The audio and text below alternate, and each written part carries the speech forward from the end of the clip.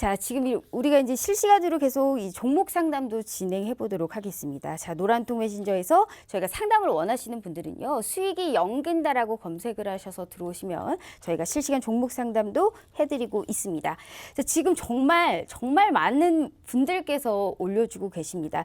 자, 일단 아이디 자체가 이영근입니다. 우리 박영근 전문가님을 따라한 건가요? 이영근 님께서 안녕하세요. 원익 QNC 15,600원 30% 비중입니다. 잘 부탁드립니다. 라고 주셨습니다. 원익 QNC는 삼성전자가 정말 아끼는 반도체 관련주잖아요. 특히나 원익 그룹 안에서도 원익 QNC를 굳이 뽑았을 이유가 좀 있을까 싶은데, 현재 반도체가 이제 좀 상당히 상태가 안 좋았다가 이제야 조금씩 이제 반등을 하고 있는데, 이 종목에 관련해서는 좀 어떻게 보세요? 네, 뭐 사실상 지금 반도체 업종 뭐 대표적으로 볼 수 있는 게 삼성전자하고 SK 하이닉스고, 네네. 사실상 SK 하이닉스가 최근에 8만 원대 지지선을 이탈을 하게 되면서 상당히 불안해 하셨습니다. 자, 왜 하이닉스가 떨어졌냐? 이유는 한 가지였습니다. 화해 관련된 이슈가 부각이 되면서 떨어졌던 거고, 결과론적으로 지금 SK 하이닉스도 단기적으로 8만 원권을 이탈을 하면서 10%라는 급락세가 형성이 네네. 되었어요. 하지만 결과론적으로 올라왔습니다. 사실상 여기에서도 우리가 알 수 있는 게 뭐냐? 특별하게 악재성 이슈가 있어서 떨어진 부분들 분명히 있어요. 하지만 결과론적으로 그 뒤에 어떻게 됐는지 한 가지만 조금 생각을 하셨으면 좋겠고요. 사실상 뭐 원익 QNC뿐만이 아니라 지금 반도체 업종들 대부분 보시면 아시겠지만은, 오늘 일단은 뭐 삼성전자 자체가 눌렸죠. 네. 삼성전자 자체가 하락세를 형성해 주었고, 전체적으로 이러한 과정을 우리가 좀 생각을 해보면은 어쩔 수 없이 어떤 상황을 생각할 수가 있냐? 지수가 고점권을 형성한 이후에 눌렸던 부분들을 생각해 볼 수가 있습니다. 삼성전자도 마찬가지예요. 지난 8월 12일에서 14일 이때를 기점으로 어느 정도 고점권을 만들고 눌렸고요. 그 과정에서 우리가 무엇을 생각할 수가 있습니까? 역시나 지수에 대한 움직임을 생각을 해 볼 수가 있겠죠. 마찬가지입니다. 삼성전자가 단기적으로 하락을 했어요. 뭔가 악재성 이슈가 있어서 떨어졌다라고 봤을 때는 그런 부분들은 없습니다. 그러면은 어떤 이유가 있었다? 자연스럽게 우리가 시장을 생각할 수가 있겠고, 어쩔 수 없이 외인 기관들이 팔아 제끼면 어떻게 됩니까? 지수 떨어지고, 그와 관련돼 가지고 대표적인 대장주죠. 삼성전자가 떨어질 수밖에 없습니다. 자, 그러다 보니까는 지금 말씀해 주셨던 원익 QNC도 동반적인 눌림이 있지 않을까라고 생각을 할 수가 있어요. 네네. 전체적으로 보시면은, 자, 비교가 쉽게 딱 말씀을 드릴게요. 자, 지금 보시면은 아시겠지만은 이 종목도 지금 16,300원대까지 올라갔다가 13,000원까지 떨어졌습니다. 단기적으로 보았을 때 10%가 넘게 떨어졌어요. 자, 한 가지만 말씀을 드릴게요. 이 종목이 지금 떨어지는데 뭔가 악재성 이슈가 있어서 떨어졌을까요? 아니라는 겁니다. 한 가지만 생각을 하세요. 네네. 뭐 때문에 떨어졌다? 시장. 코로나 이슈가 불거지면서 떨어졌고, 사실상 이 8월 15일을 전후로 한 확진자 수가 증가가 되지 않았다라면은 네네. 사실상 이 원익 QNC도 이 자리에 있는 게 아니라 16,000원이 아니라 17,000원, 18,000원까지도 갈 수 있는 종목인 것은 분명합니다. 하지만 아쉬운 점은 뭐다? 시장. 전체적으로 보시면 아시겠지만은 비슷하게 흘러가잖아요. 어느 정도 시점에서 고점권 만들어준 시장이 떨어졌고요. 최근에 시장 회복됐습니다. 마찬가지죠. 종목 올라갔어요. 그리고 어느 정도 조정권 보이니까 이 종목도 조정권 보였고, 사실상 오늘 지수가 조금 눌리면서 이 종목도 마찬가지로 눌리는 모습이 포착이 된 것뿐이에요. 그렇기 때문에 현재로서는 꼭 이 원익 QNC뿐만이 아니라 전체적으로 제가 좀 전에도 말씀드렸죠. 100개 종목군들 중에서 70개, 80개는 이렇게 비슷한 흐름을 가지고 있어요. 그렇기 때문에 지금 시점에서는 우리가 떨어진다라고 해서 불안하게 생각을 해야 된다? 아직은 아니라는 겁니다. 현재로서는 불안하게 생각을 할 게 아니라, 내가 지금 시점에서 뭐가 잘못됐는지를 깨닫고, 만약에 내가 고점에서 매집을 했다. 그러면 이제 결과론적으로는 두 가지만 할 수가 있어요. 내가 손절을 치고 나올 것이냐, 아니면 내가 여기서 더 가지고 갈 것이냐. 만약에 여기서 더 가지고 간다라고 결과를 맺는다면은 추가적으로 이제 또 두 가지 선택을 할 수가 있겠죠.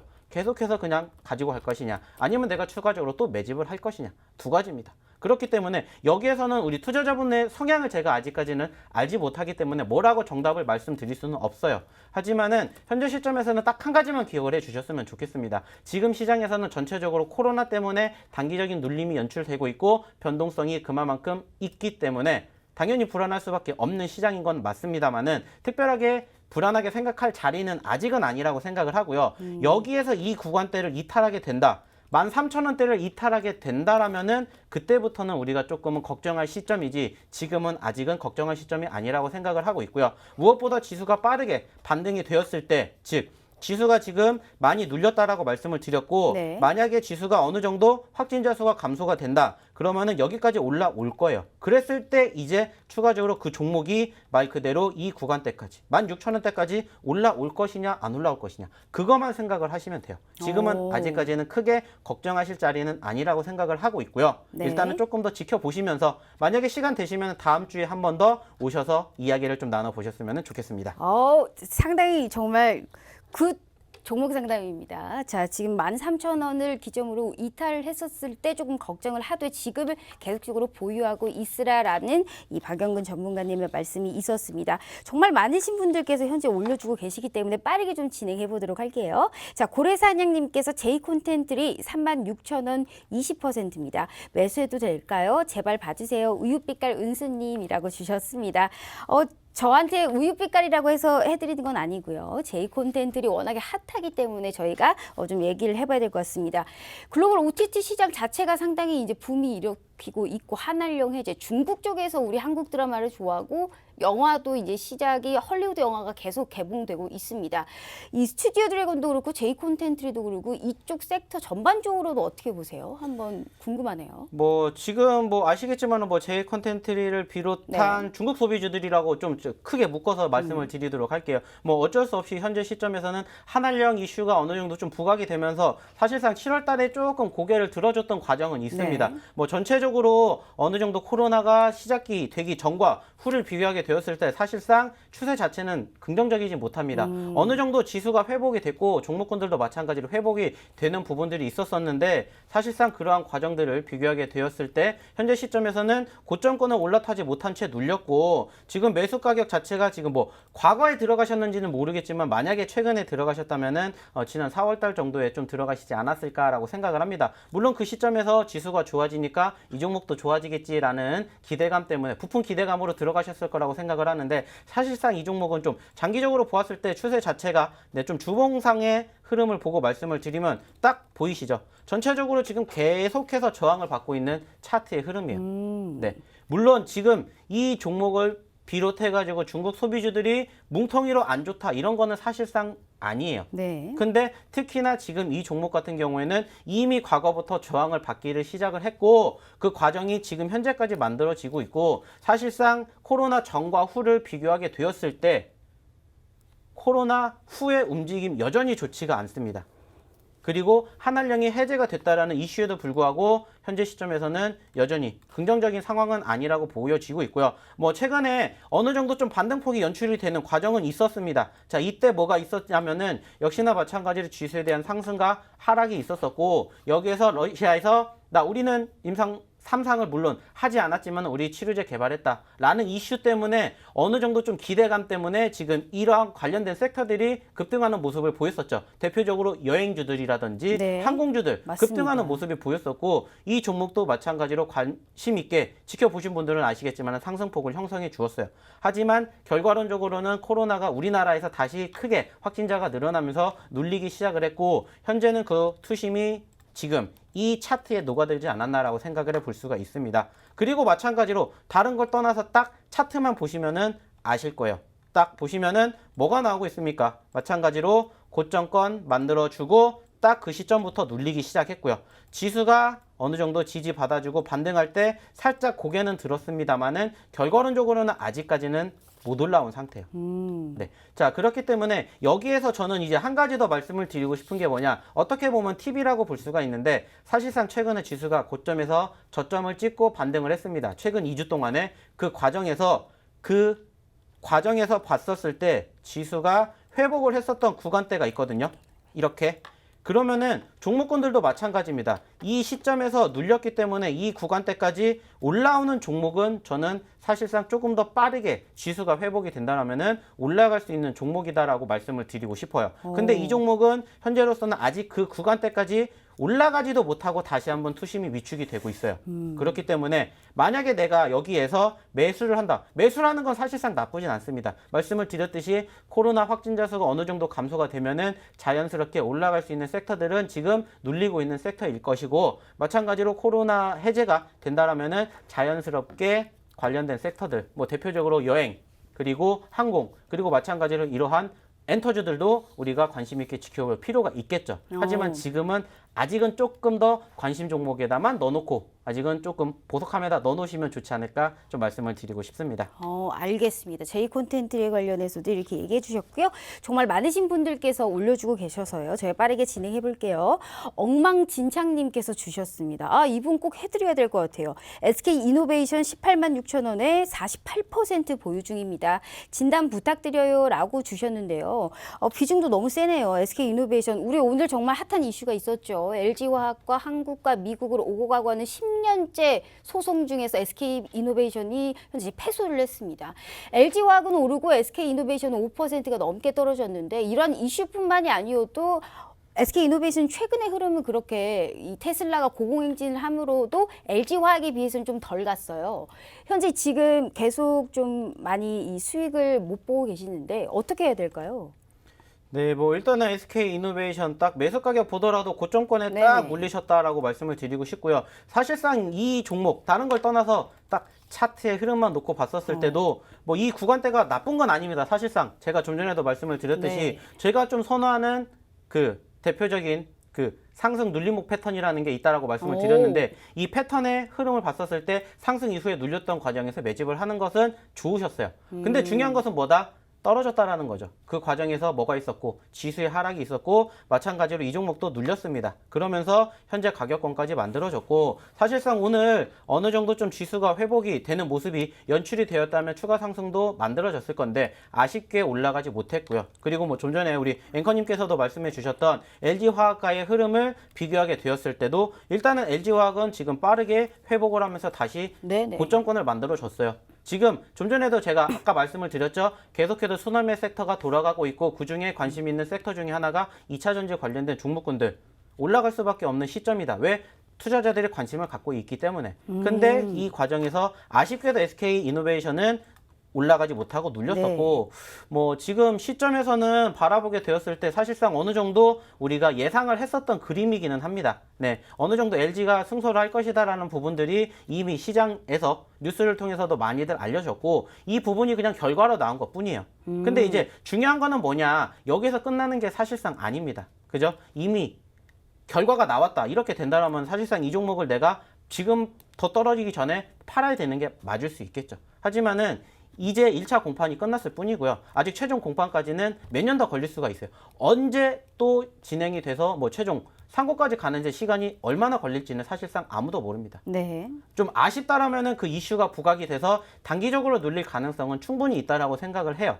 하지만 현재로서는 말씀드렸듯이 일단은 이 종목이 단기적으로 급락세를 형성해 주면서 최근에 연출된 구간대 이 저점권을 이탈하지 않는다라면은 아직까지는 조금 더 지켜보셔도 되지 않을까라고 말씀을 드리고 싶어요. 왜냐? 말씀을 드렸죠. 특별하게 이 종목이 말씀드렸던 고점권 19만 원대에서 14만 원대, 15만 원대까지 떨어지는데 10%가 넘는 급락세가 있었습니다. 당연히 누가 봤을 때는 악재라고 생각을 할 수가 있겠지만은 그러한 이슈는 사실상 없었어요. 그러면은 말씀을 드렸죠.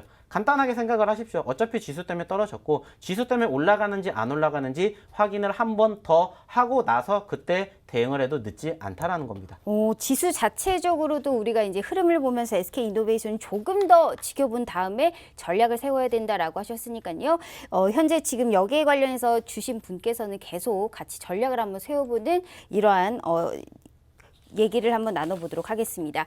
자, 노란톡 오픈 채팅방에 수익이 연근다라고 검색을 하셔서 들어와 주세요. 지금 정말 많은 분들께서 참여하고 계시는데요. 이렇게 확실하고 확고하게 말씀을 해주고 계십니다. 우리가 정말 계좌를 탄탄하게 할 수 있게 도와주시고 계시는 진실성 있는 전문가님이시니까요. 지금 빨리 들어오셔서 저희와 함께 상담도 받아보시는 좋은 이런 장을 만들어 보도록 하겠습니다. 자, 이어서 정말 시옷님께서 주셨어요. 시옷, 내 종목 상담 못 먹었다. 인기가 높은 스타님이네.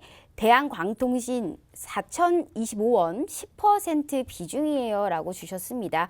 5G 관련주죠. 대한광통신. 저 참 궁금해요. 대한광통신 어때요? 어떻게 보세요?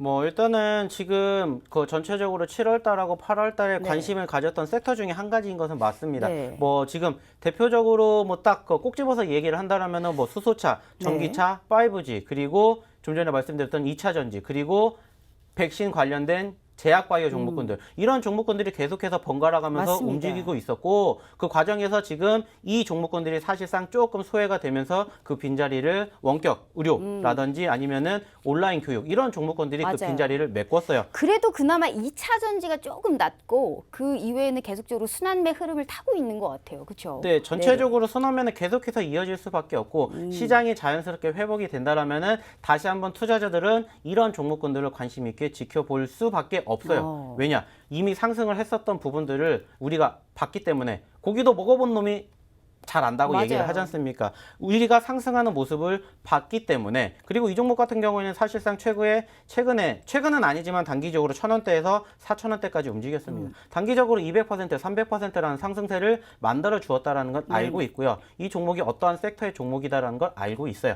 다만 아쉬운 게 있다라면은 그 부분들이 부각이 됨에도 불구하고 추가적인 상승세가 형성되지 못하고 지금 계속해서 저항을 받고 떨어지고 있다라는 부분이에요. 그렇기 때문에 현재 시점에서는 사실상 조금 아쉽고요. 마찬가지로 지금 매수 자리 자체도 어떻습니까? 좀 아쉬울 수밖에 없어요.